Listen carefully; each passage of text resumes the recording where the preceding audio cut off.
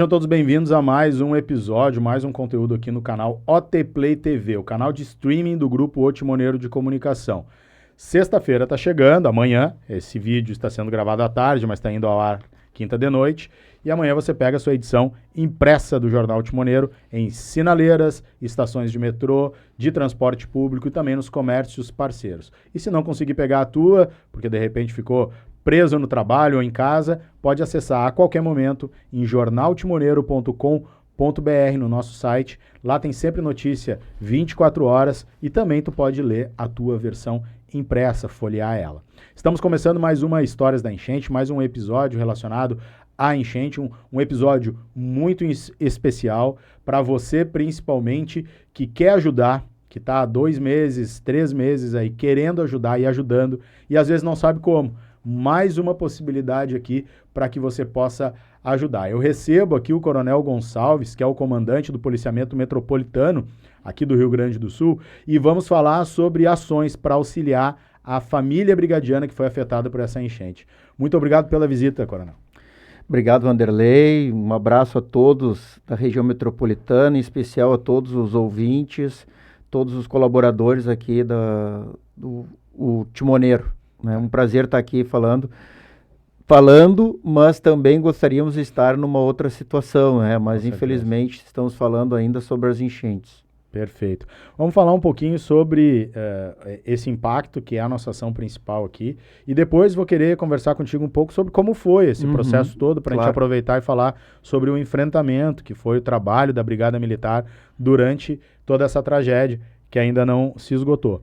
Mas vamos começar com essa ação solidária que o comando está fazendo junto com outros atores e outras pessoas, né? Mandar um abraço aqui para o Caco, né? Lá da Companhia do Caco, que fez essa conexão aqui, é um grande parceiro nosso e também da corporação, né? Para o senhor explicar, primeiro, em Canoas, e se tiver os números da região metropolitana pode dar também, quantas famílias de brigadianos e brigadianas foram afetados diretamente e que vão receber essa ação solidária? Bem, nós temos registrados lá, inclusive com estudo social que nós fizemos desde o início da enchente, porque os nossos militares foram atingidos tanto quanto a comunidade toda aqui da região metropolitana, que é uma das mais atingidas depois do Vale do Taquari, não é? Na área do CPM, nós temos 93 brigadianos, policiais militares atingidos. Destes 93, 73 tiveram perda total das suas casas. Ou seja, não restou nada, nem memórias, eu diria, né? E até a residência ainda está sendo avaliada se vai precisar ser derrubada ou não. Hoje pela manhã, inclusive nós gravávamos ali para a Record, e um deles foi entrevistado, desses militares, e ele estava me confidenciando um pouco antes que ele perdeu a casa dele, teve que derrubar a casa. Então é uma situação bem grave para nós que somos brigadianos. Só em Canoas nós temos 48 militares que foram atingidos duramente e perderam tudo nas suas casas, né? O impacto disso ele é muito grande, porque a atividade ela não cessou, e enquanto os militares estavam sofrendo com a enchente, nenhum deles deixou de trabalhar. Inclusive aqui eu me emociono, me arrepia até, porque a gente sempre espera do brigadiano, como comandante, uma dedicação, uma abnegação, uma vocação, sempre se espera isso.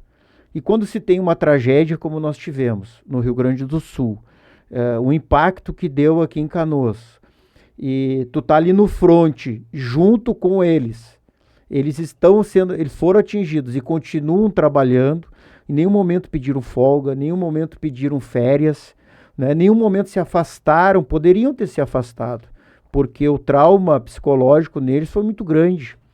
Mas, pelo contrário, eles se doaram ainda mais pensando nas demais pessoas, né? Então, isso para nós tocou bastante, assim, sabe? E é por conta disso que a instituição, a Brigada Militar, está fazendo várias campanhas, né? Mas as campanhas, elas Nós temos aí mais de 450 municípios atingidos, então temos aí entre 600 e 800 brigadianos em todo o estado atingidos, então são muitas pessoas, né, civis e familiares, enfim, e então se torna mais difícil ainda se conseguir uma campanha em nível institucional para atender todas essas famílias, não é?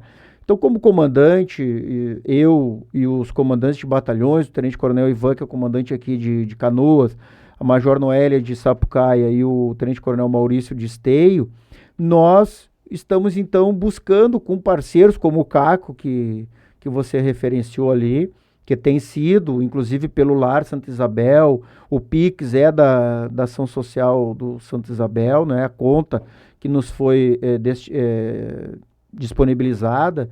Nós estamos, então, fazendo algo aqui regional, nesse comando do CPM, para que todos os recursos que nós pudermos ter de arrecadações nesse PIX, utilizar ele 100% para comprar itens básicos para uma residência, né? Então, é fogão, é geladeira, é cama, é balcão de pia, né? Até a gente brinca muito, né? Falando com muitos brigadianos ali que, enquanto eu estou preocupado com a casa, a minha esposa, ela está querendo a cozinha, né? Que é um dos lugares mais importantes de uma casa, né? Onde casa, né? A alma, tudo começa pela cozinha, né? Onde as pessoas se reúnem ali até para fazer, compartilhar, fazendo a sua comida. Então, nós estamos fazendo esse projeto, essa live aí de arrecadação. Pegamos o exemplo lá da pandemia, que muitos fizeram campanhas por live para arrecadação de recursos, muitos artistas conseguiram se manter pela questão da live. E aí temos um parceiro que é o Omair Trindade, uma pessoa muito conhecida no ramo do tradicionalismo, que está cedendo, então, o programa dele, que vai todos os domingos pela rádio mais nova de Caxias do Sul. Ele vai fazer esse programa ao vivo, das 9 ao meio-dia, e estendemos até às 14 horas a live. Então, ali nós teremos rodas de conversa com pessoas, com autoridades. Nós teremos ali artistas também se apresentando. Um deles é o Renato Borghetti, que vai se apresentar de forma online, porque ele estará fazendo um show fora do estado, não é? Ali, e outros que nós estamos também buscando participação, e o público convidando também as pessoas para assistir o programa, porque o espaço lá no Ecoparque em Sapucaia, ele tem capacidade para 600 pessoas. Então, além da doação pelo PIX, nós também estamos fazendo o ingresso solidário, né? Então, fizemos 3 valores de ingresso. O ingresso é o mesmo. Então, ele é de 50, 75 e 100 reais. E não significa que tenha valor mínimo de doação, não, nada disso, né? Pode doar qualquer valor. Pode doar qualquer valor, né? Eu sempre digo que a doação é o quanto que cabe no meu coração para ajudar as pessoas, né? Às vezes não é nem o quanto que eu tenho de disponibilidade, mas é o quanto que o meu coração está dizendo. E é isso que nós queremos, a solidariedade vindo do coração das pessoas. Então, esses ingressos, tenho mais condição, então eu vou pagar 100 reais por esse ingresso. Não, eu não tenho condição, eu vou pagar 50 reais. E aí vai lá, vai assistir, tem estacionamento, não é? E aí nós queremos fazer algo bem descontraído, bem leve, né, sobre isso, mas não deixando de falar sobre a nossa atuação. Legal, então olha só, gente, vai ser em Sapucaia. Na descrição do vídeo a gente está deixando o endereço, tá? Para tu ir até lá, o endereço da live também. E na tela você tá vendo aqui, né, Sinara? Aqui, à minha esquerda, aqui você está vendo o Pix, que você já pode fazer a doação desde agora e pode também fazer a compra, então, do ingresso solidário nos valores sugeridos de 50, 75 e 100 reais individual para poder assistir lá isso. Né, Coronel? É isso? É isso aí. E aí vai ter oportunidade ali de ver, e até nós deveremos até pedir para a plateia participar também durante o programa, não é? E como retribuição que nós podemos dar, nós vamos dar ali um certificado, né, para as pessoas que foram solidárias, né, estiveram lá presencialmente, e aí como uma forma de participação, e sem contar na gratidão que todos esses 93 militares vão ter, né? Legal. Então, gente, olha só, a nossa valorosa Brigada Militar, que quando a gente não tem ela presente em algum momento, a gente lembra da importância do trabalho dela, né? Porque é assim, quando a gente sente a falta ali, que a gente lembra da importância de ter ela do nosso lado, né? E que trabalhou, e eu vou falar sobre isso agora com o Coronel, sobre o trabalho e os desafios que foram nessa enchente. Eu estive por toda a cidade, vocês sabem, vocês acompanharam os nossos conteúdos aqui, encontrei a Brigada Militar, assim como encontrei as outras forças de segurança daqui e de fora também, nessa tragédia ambiental enorme e humanitária. Então, uma forma de vocês ajudarem aqueles, não diretamente a instituição. Você vai estar ajudando os trabalhadores e trabalhadoras e suas famílias, que assim como outros canoenses, perderam tudo que tinham na sua casa e que agora precisam de ajuda para retomar e retransformar essas casas num lar, né? Eu tenho dito isso, para as pessoas que não passaram por isso, tu chega em casa, por mais que tu trabalhe, por mais que tudo que tenha acontecido, tu tá cansado, chega uma hora que tu chega na tua casa e que tu deita no teu sofá e tu tá naquele teu lugar de conforto, naquele teu lugar de segurança, né? As pessoas que voltaram para suas casas agora, que baixaram, elas ainda não conseguiram fazer isso, porque elas ainda não construíram de novo um lar. Ainda não tem o sofá, não tem uma mesa, não tem um lugar para cozinhar. Isso é muito forte, não é algo simples, não é só ter um teto, né? Não. Reconstruir o lar é um passo muito importante, né, Coronel? É muito impactante, sabe? Eu estive numa residência de um militar, não é? E o impacto é muito forte. A gente tem o impacto de um bairro inteiro, de uma cidade inteira, do quanto que se perdeu, do volume de entulhos que tem ali, que é a representação dessas pessoas ali, de toda uma história que elas construíram, né, por muitos anos, tem ali, não é?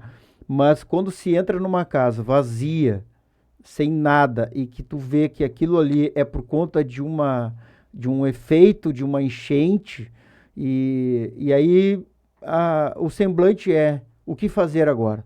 Uhum. A pessoa que está ali, ela, por onde eu começo? Eu começo comprando o quê? Eu não tenho, né? Então tem muitas situações que impactam realmente ali, sabe? E isso nos coloca assim numa obrigação de ajudar, e eu digo de ajudar nós como comandantes, né? Uhum. Que temos aí como a responsabilidade de liderar essa tropa, né? De manter ela com uma mentalidade sã, para que ela possa continuar o atendimento, porque a Brigada Militar, diferente, todos têm realmente um impacto, de forma, aqui eu não quero dizer quem é mais importante ou menos importante de forma alguma, mas uma empresa, ela sofre um revés nesse sentido, ela para suas atividades, não é, ali, e ela vai retomar essas atividades quando ela tiver tempo, tiver condições. A Brigada Militar não. Então o militar, ele foi impactado, mas o nosso serviço continuava na cidade, porque nós tínhamos uma outra metade da cidade de Canoas, uma outra parcela da região metropolitana que precisava ser atendido, e ainda melhor. Sim. Porque todas desafios foram ainda maiores. Uhum. As pessoas que estavam todas de um lado praticamente vieram para um outro lado, né? Então nós vivenciamos aí o trânsito, ficou pesado, parecia trânsito de capital, não é? A movimentação em supermercados, então o risco era muito grande de nós termos aqui uma questão de criminalidade maior. E era um temor, muitos se colocaram como uma questão de temeridade, fizeram reuniões conosco lá, algumas entidades, com medo de que nós não daríamos conta disso daí. Nós tivemos na Ubra um maior abrigo que o Brasil já teve, com quase 7 mil abrigados, mais um contingente de mais de 2 mil voluntários, mais funcionários, um hospital que se tornou o Hospital de Pronto-Socorro de Canoas, e fora todo o resto aqui na cidade de Canoas. Então, isso é o que nós mais tivemos de impacto, né? Foi, né? E eu queria continuar relembrando contigo sobre isso, assim, naquele momento, porque logo que... a maioria dos problemas é de relacionamento e tensão humana e social, né? O tempo inteiro a brigada está atuando nisso, né? Isso. E a gente teve, assim, a metade da cidade foi para outra metade e até para fora da cidade, então teve uma densidade maior, bairros superlotados, o trânsito complicado. Pessoas que não eram, pessoas que eram daqueles bairros, vendo outras pessoas estranhas a ela andando naquele ambiente, o que já causa um desconforto natural do ser humano, então já fica desconfiado um do outro, causa incidentes de um desconfia daquele, que desconfia desse, e às vezes não é nada, né? Demais. E tinha esse temor muito grande, e começou aquela coisa do tipo, vai começar a ter arrastão, vai começar isso, vai começar aquilo. E daí, passado esses mais de 2 meses, a gente faz um olhar retrospectivo e olha para como foi, né? Lembrando essa tensão, mas olhando para os fatos, a gente vê que foi muito mais tranquilo do que muitos pensavam que seria. Sim. Em grande parte porque a polícia conseguiu se fazer presente, né? É claro que tinha menos território, mas era mais difícil, e tinha que ainda fazer um policiamento até embarcado em alguns momentos, né? Sim. Então, esses desafios foram enormes. Dentro do que vocês imaginavam que poderia acontecer, o que estavam esperando, como é que foi o balanço dessa operação como um todo? Vanderlei, assim, ó, o que a gente precisa, né? Quando começa a catástrofe aqui naquele final de semana, de sexta para sábado, não é? Ali, no primeiro momento que nós paramos, né? Especialmente Canoas, eu e o Coronel Ivan, que tivemos aqui de forma ininterrupta 24 horas aqui, não é?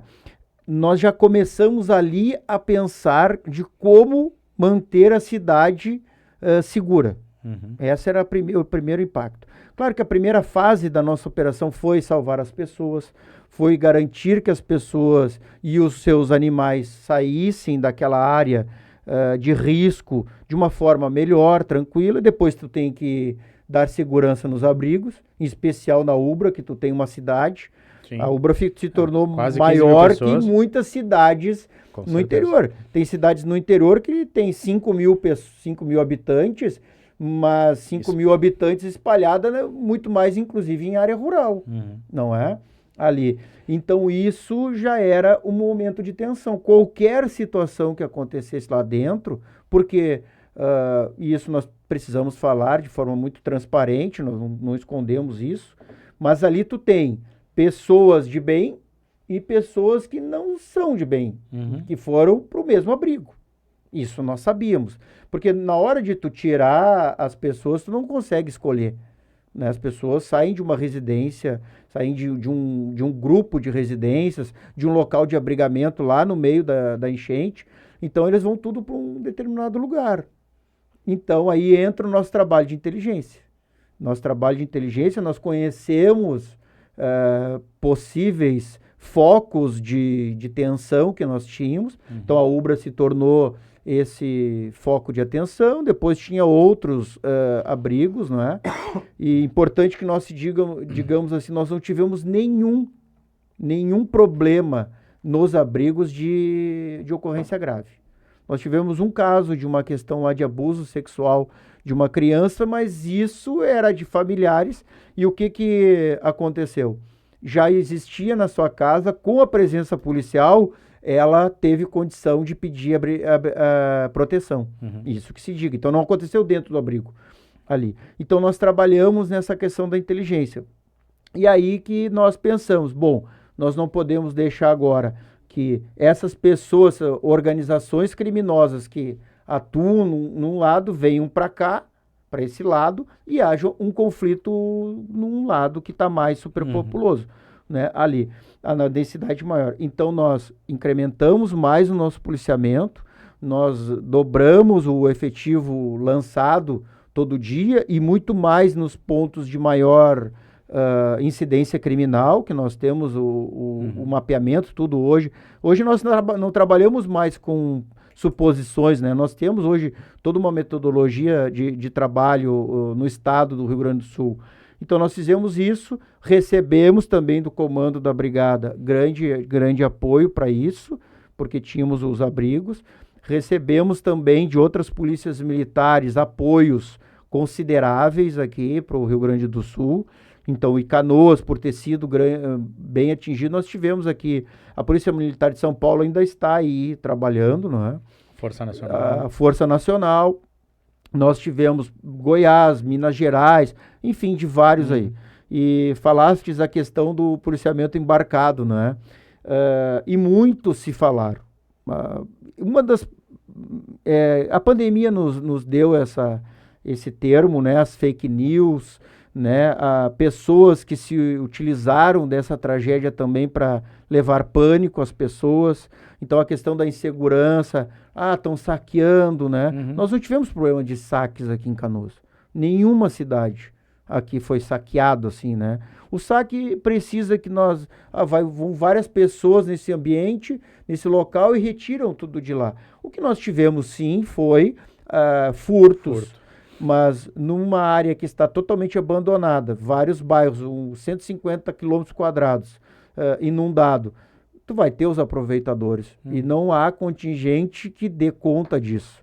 Então nós tentamos mitigar bastante essa situação. E aí a partir de sábado nós já tínhamos uma patrulha embarcada já. Pequena ali, aí nisso depois foi aumentando com o comando ambiental da brigada. Aqui o 15 BPM nós colocamos outra embarcação também, embarcações que foram emprestadas para o 15º, porque nós não temos a expertise de trabalhar embarcado. O comando ambiental tem, nós não. Sim. Então até isso a brigada está se reinventando para ter nos batalhões também algumas embarcações para uma necessidade. Canoas nunca foi... Era inimaginável tu precisar isso. Sim. Né? Aqui, em 50 anos não acontecia isso. Tu não precisa. Agora a gente já começa a pensar em ter alguma questão nisso aí. Então veio de outras polícias também, de Minas Gerais, veio um batalhão ambiental e que atuou aqui, então nós tínhamos 24 horas esse serviço. E quando nós vimos ali que podia ter algo diferente ainda, nós colocamos o batalhão de operações especiais na água. Até teve lá um vídeo lá do batalhão de Goiás, no HPS e tal. Fizeram algumas ações junto com o Exército, com os blindados também. Com os blindados, não é? Fizemos isso quando o Exército traz aqui os Guaranis, nós fomos junto patrulhar também. Quer dizer, a gente começou a ter que cuidar do lado alagado também, para não ter lá uma questão mais tensa ainda. Inclusive, nós tivemos lá uma operação na área alagada, onde nós prendemos 6 indivíduos, nós apreendemos 15 quilos de entorpecentes e armamento, lá na região mais alagada, da Matias Velho. Né? Então, veja que mesmo lá nós não nos descuidamos em cima disso. Né? Não, eu estive e muitas vezes assim, e eu acho normal isso acontecer porque é do ser humano. Os voluntários que estavam trabalhando no socorro estavam muito estressados. Era um nível de estresse muito grande, trabalhando em água, frio, né, lidando com situações extremas que eles não estavam acostumados, que é salvar vida, né? É uma coisa que mexe muito. E muitas vezes via, principalmente os da Força Nacional, que estavam mais parados. Eu notava isso, né? Não sei se isso aconteceu, mas eu notava que alguns pontos mais fixos, como, por exemplo, os pontos de socorro, a Força Nacional ficava parada, porque não conhece o território, né? Eu cheguei a encontrar, no meio do nada, em cima do dique da Matias Velho, lá no fundo, o BOP de Goiás, assim, no meio do nada, fazendo uma operação. Achei muito fora, né, do normal. Enquanto a Brigada Militar fazia o policiamento ostensivo, que ela conhece o território, né?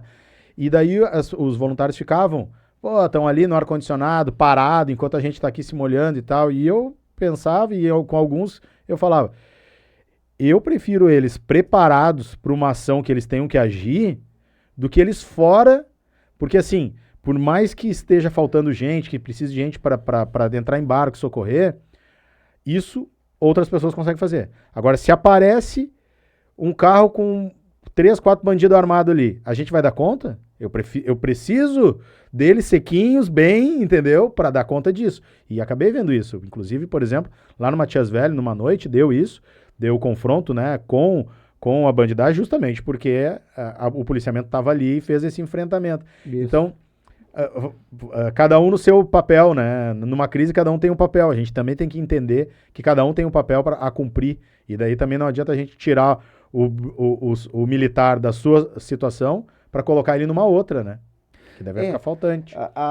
O que precisa ser dividido, né? É importante essa tua fala, Vanderlei, porque a brigada militar, o policiamento, ele não tem essa função de defesa civil.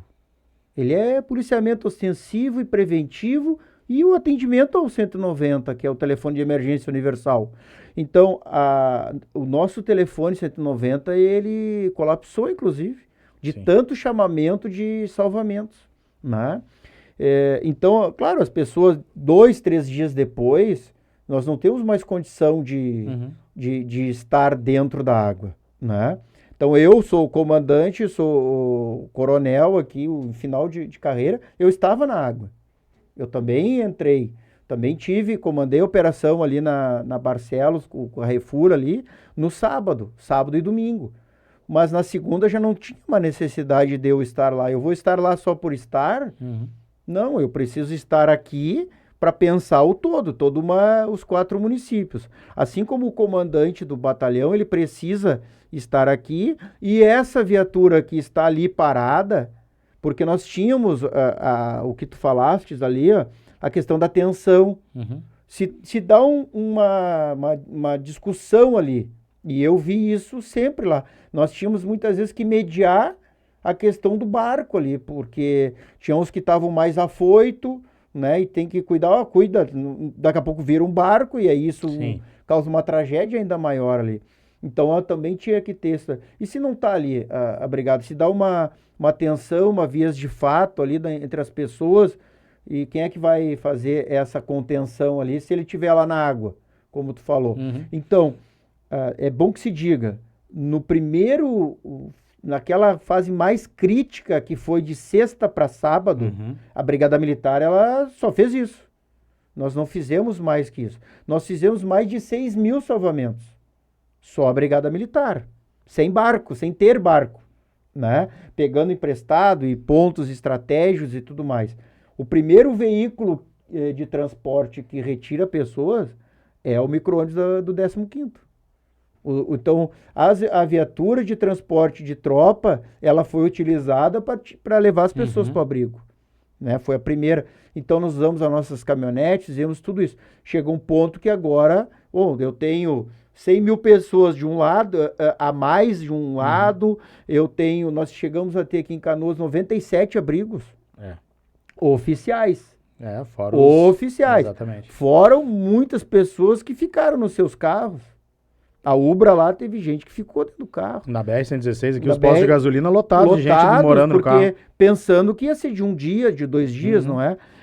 Então, a gente entende, porque eu sou uma pessoa voluntária, eu não sou um servidor público, ainda mais eu não sou alguém que tem uma farda ali, que as pessoas sempre entendem que nós temos uma missão para isso, e temos, realmente, de salvar, independente de não ter a missão de defesa civil, mas complementarmente a gente faz, mas a gente entende, eu tô aqui me molhando e o brigadiano não tá...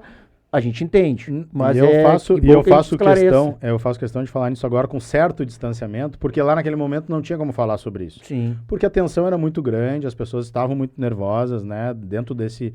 E mesmo a gente enxergando isso, não tinha clima e ambiente para se falar naquilo, porque não era o momento. Mas, passados 2, 3 meses, a gente precisa falar isso, porque aquilo que o coronel falava, das fake news e da tensão, e até da maldade das pessoas mesmo, para querer direcionar determinados debates, acabaram colocando em algumas forças, as armadas, no exército, uma carga de crítica muito excessiva, e eu que estava na linha de frente vi como as coisas aconteceram. Então, por isso que eu estou aproveitando essa oportunidade aqui para trazer, porque eu acho que é importante que fique registrado como foi feito o trabalho, porque foi um momento crucial, e se a gente olhar agora com certo distanciamento, as potencialidades e até as previsões que se tinha de tensão social, elas não foram confirmadas, graças a esse trabalho efetivo. Então, fica também o parabéns. Exatamente. Porque se nós não fizéssemos trabalho assim de divisão de tarefas, e isso foi feito pela instituição, o Comando Geral da Brigada. Nós tínhamos reuniões assim diário, né? E aqui em Canoas também, a partir do domingo, nós começamos a ter reuniões de governança com todos os órgãos. Então, muita coisa era resolvido ali na hora. Ó, nós estamos com problema lá no DIC, lá na bomba, lá não sei onde. Então, foi um momento assim que nós tínhamos a nossa missão constitucional, mas a nossa missão maior era as pessoas nisso daí. Então, nós fizemos bastante nessa questão. E a questão da fake news, durante, assim, na maldade, muitas pessoas atrapalharam, e a fake news, ela tem o poder de atrapalhar. Muito. Além de um dano grave, mas ela atrapalha muito. E ela começa a atrapalhar no momento em que tu tem que parar tudo que tu tá fazendo para ir lá gravar um vídeo dizendo que, olha, isso não está acontecendo. Então, nós fomos acusados aqui em Canoas, a Brigada Militar, de estar proibindo que o pessoal colocasse o barco na água. Ah, não, estão exigindo documento. Ah, não estão deixando ninguém ir. Estão fazendo isso, estão recolhendo. Aí tu tinha que ir lá e dizer, não, nós não estamos fazendo isso. Eu estava diretamente, o Ivan estava num ponto, eu estava no outro, né? E o que nós mais fazíamos, assim, não, bota entrar. Até ali uma questão bem interessante, que eu estava ali na esquina do Carrefour, e chegou uma carreta, assim, um guincho enorme, com uma piscina dessas de fibra, né? Ali. E eu disse, mas isso aí como é que vai ser essa... A intenção era colocar umas 100 pessoas ali dentro. Eu disse, isso vai afundar, né? Fiquei pensando, mas quem é que vai puxar isso? Já começou Mas assim, ó, as pessoas estavam tão desesperadas, né? Em salvar as pessoas, eu dizia, que eu disse, não, deixa eles tentar. No meio do caminho agora a gente já vai ver se vai dar certo ou não. Dito e feito, quando botaram na água, não tinha como puxar, ela já ficou ali do lado.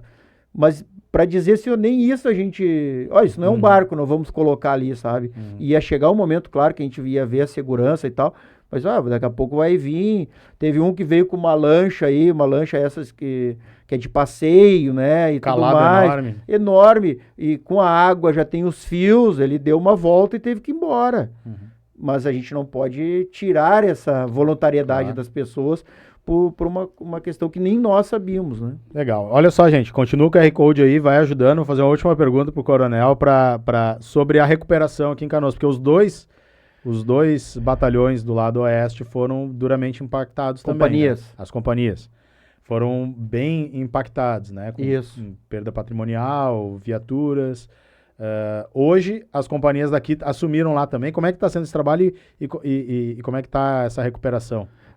Canoas, então, tem 4 companhias no batalhão, assim, territoriais, e mais uma companhia de força tática. Então, nós temos uma companhia na Matias Velho, que é a primeira companhia, a segunda companhia na Niterói, a terceira companhia que fica ali no Guajuviras, e a quarta companhia fica no Rio Branco. Então, a primeira e a quarta companhia foram totalmente atingidas, né? A companhia da Matias Velho, ela já tinha problemas estruturais, bem sérios antigo, ali, né? Prédio antigo. Nós já estávamos no movimento já de fazer a reconstrução daquele prédio aos moldes de que foi reconstruída a da segunda companhia na Niterói ali, né? E a da Rio Branco, o prédio era melhor, foram atingidos. Então, na Rio Branco, já foi inclusive feita a nova rede elétrica ali por uma empresa, então tem muitas empresas ajudando. A da primeira companhia, que é a Matias Velho, nós não vamos poder reocupar aquele prédio por uma questão estrutural, mas já conseguimos com a prefeitura, ela vai alocar um prédio, daí para nós termos ali a sede da primeira companhia. O que aconteceu? Toda a administração, as ações dessas companhias, elas permaneceram. Só que a primeira companhia ficou junto com o Guajuviras, com a terceira, a quarta companhia junto com a segunda companhia, mas assim que as águas já baixaram o que pôde ser, então esses efetivos, todas as ações continuam lá, Ele só tem tem que ficar um se local deslocando. agora de deslocamento, não é? E que em breve nós já deveremos ter isso de forma melhor saneada. Então nós tivemos, infelizmente, atingidos esses 2 quartéis aqui, mas o Coronel Ivan e todo o seu staff lá e os efetivos dessas companhias estão se mobilizando bastante para que volte essas referências, né, junto a esses bairros que foram atingidos ali. Tá certo. Então, quero agradecer mais uma vez. Muito obrigado pela visita aqui, pela presença. Pessoal, QR Code aí para comprar o teu ingresso solidário. Participa da live ou presencialmente lá. Faz a tua doação. Vamos ajudar essas famílias de brigadianos e brigadianas aí a reconstruírem os seus lares. E parabéns, obrigado pelo trabalho aí durante todo esse tempo. Obrigado. Eu presenciei, vi que aconteceu e que bom que não tivemos maiores incidentes, apesar de toda a tragédia. Obrigado, Vanderlei. Quero agradecer também toda a equipe aqui do Jornal Timoneiro, ao Caco, né, que tem nos ajudado bastante aqui em várias ações, e toda a sua equipe lá do Lar Santa Isabel, da Cia do Caco, a todos os canoenses também, que têm sido grandes parceiros aí da Brigada, tanto ajudando, mas também valorizando, enaltecendo o nome da Brigada Militar. E ontem, inclusive, se me permite, assim, para finalizar, nós tivemos ontem uma reunião da governança do RS Seguro, dos indicadores criminais, com o governador do estado, né? E Canoas está num ano espetacular, assim, em termos de indicadores de criminalidade.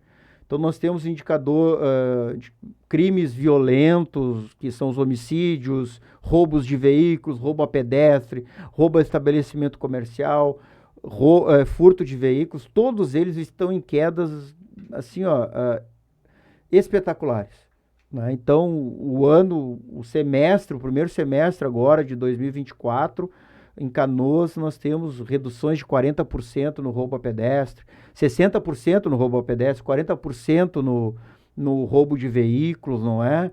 20% nos homicídios ali. Então, nós estamos hoje numa situação de segurança aqui, e não é pela calamidade, porque é a questão de semestre, então a gente já vem... Tivemos ali o primeiro trimestre, foi um trimestre que teve umas distorções na questão dos homicídios, mas nós já tivemos uma mudança considerável de estratégias esse ano. Então, eu posso dizer que Canoas hoje está muito bem ali, por todo o efetivo que trabalha em Canoas. E faço, então, esse reforço aí, que as pessoas colaborem com o que se sentirem à vontade para colaborar, que divulguem para os seus amigos, parentes, a nossa campanha, e aqueles que puderem se façam presentes lá, né? Leve seu chimarrão, é um domingo de manhã, né? Que não vai estar chovendo, pelo que eu vi, vai estar um tempo meio nublado, frio, mas vão lá, né? Com todo o calor humano, então, do ambiente lá. Tem estacionamento lá no Ecopark, né? Vão ter os militares lá para dar toda a orientação, e será um prazer ter esse apoio aí. E muito obrigado pela oportunidade, Vanderlei. Tá certo, obrigado. Esse foi mais um Histórias da Enchente, um episódio aí pra gente falar sobre o que tá acontecendo aqui no canal AT Play TV. Aproveita que passou, ficou até agora, te inscreve no nosso canal se não é inscrito ainda e clica aí no sininho para receber as notificações de novos episódios. Até a próxima, tchau!